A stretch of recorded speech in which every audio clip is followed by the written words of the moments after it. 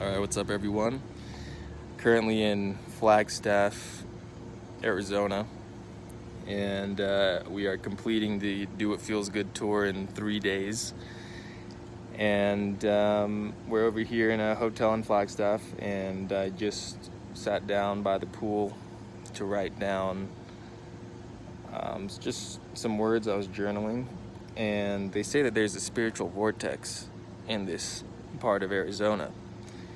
So I started writing, and I started kind of channeling something, just kind of a divine message. So I wanted to share that message with you all, and maybe you can get some insight to it. So here we go. Most people aren't living and leading an interesting life. The truth is, they all look up to a guy like me, a guy who is free. I have a lot of people to thank for that. All of my ancestors, whose shoulders I stand on because my family worked hard to put me in this position that I'm in.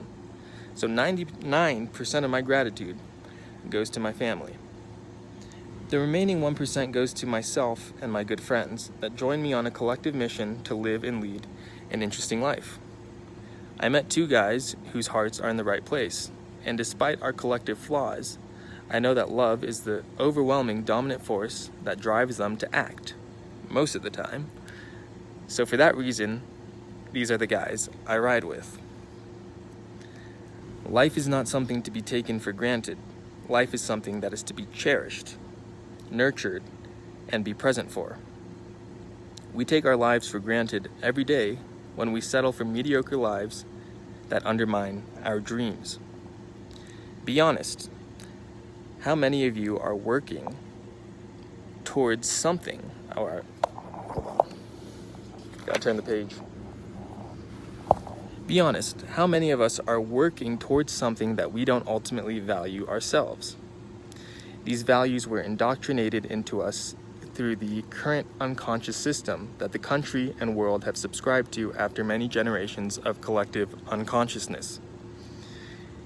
It is my opinion that human beings are not to remain unconscious, but to rather devote their lives to waking up every morning and asking themselves, what can I become more aware of today? What do I have the opportunity to devote my life to today that really ignites my heart and puts my soul on fire? If we are devoting our lives to things that don't ignite our hearts and light our souls ablaze, then they are the wrong things to devote our lives to. I now see that a life not devoted to something bigger than yourself is a life that is wasted. We as human beings are meant to grow, mature, then blossom in what we were put on this planet to express through our holy creator, which we are always connected to. Make your connection to the divine within yourself your primary relationship.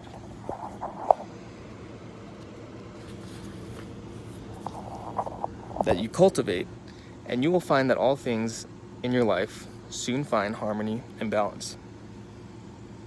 Human beings will soon realize that their imagination is the sole prize of life, chiefly responsible for everything they experience in their physical worlds. The imagination is the causative life force that brings people, places, circumstances, and events into manifestation in one's life. The whole message here being that in order to lead an interesting life, one must tap into the abundant power of imagining. The power and capability is readily available to you right now in this very moment. It is up to you to decide whether or not you're going to use it. Now that you know, the choice is yours. Peace and love.